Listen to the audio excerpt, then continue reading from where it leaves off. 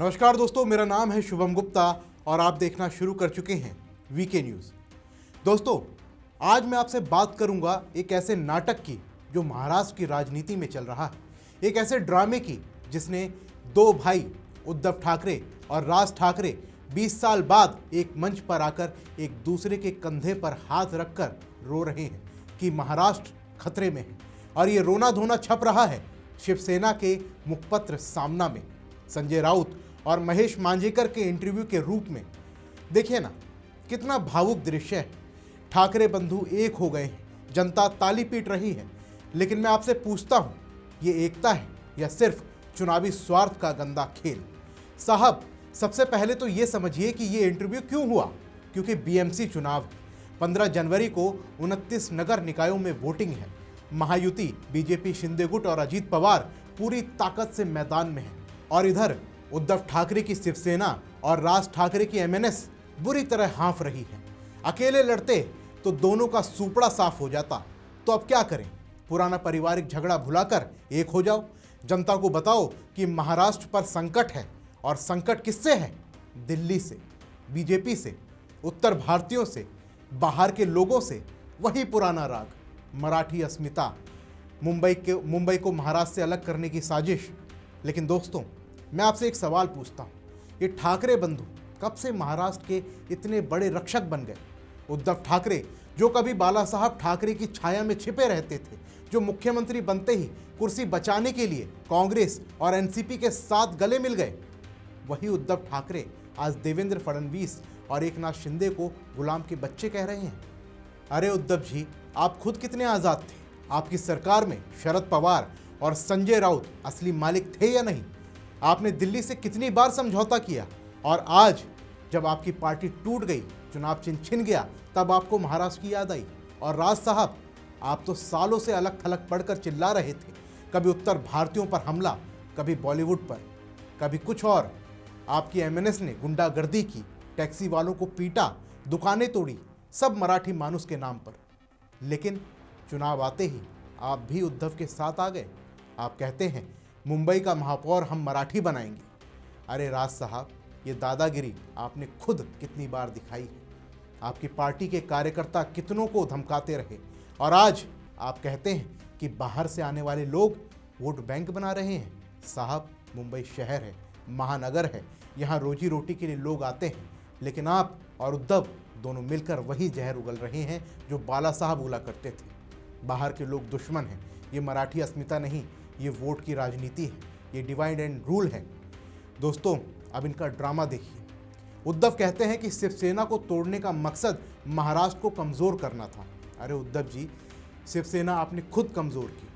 आपने बाला साहब के हिंदुत्व को छोड़कर सेकुलरिज्म का चोला ओढ़ा, कांग्रेस एनसीपी के साथ सरकार बनाई, और जब एकनाथ शिंदे ने बगावत की तो आप रोने लगे कि दिल्ली की साजिश है। साहब, शिंदे ने बगावत इसलिए की क्योंकि आप सरकार नहीं चला पा रहे थे।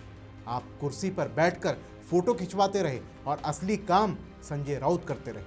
आज आप कहते हैं कि मराठी शासक दिल्ली के गुलाम हैं, लेकिन आप खुद कितने मराठी थे? आप मुंबईकर भी नहीं, जैसा आप फडणवीस पर तंज कसते हैं।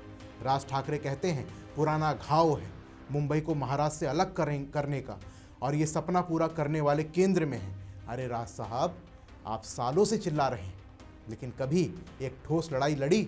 आपके एमएनएस ने सिर्फ गुंडागर्दी की और वोट काटने का काम किया। 2009 में आपने शिवसेना से अलग होकर बीजेपी को फायदा पहुंचाया। आज फिर आप वही कर रहे हैं, इकट्ठे होकर भी महायुति को हराने की कोशिश। लेकिन असल में आप दोनों का एकजुट होना सिर्फ अपनी दुकान बचाने के लिए है। जनता बेवकूफ़ नहीं है। जनता देख रही है कि ठाकरे परिवार की राजनीति सिर्फ परिवार तक ही सीमित है। बाला साहब के बाद दोनों भाई आपस में लड़ते रहे, जनता को बांटते रहे, और अब चुनाव हारने के डर से एक हो गए हैं। और सबसे बड़ी हिपोक्रेसी देखिए दोस्तों, राज ठाकरे कहते हैं कि फडणवीस को भ्रष्टाचार की बात नहीं करनी चाहिए, वो अजीत पवार के खिलाफ बैलगाड़ी ले गए थे। सबूत कहाँ है? आप खुद कितने साफ हैं?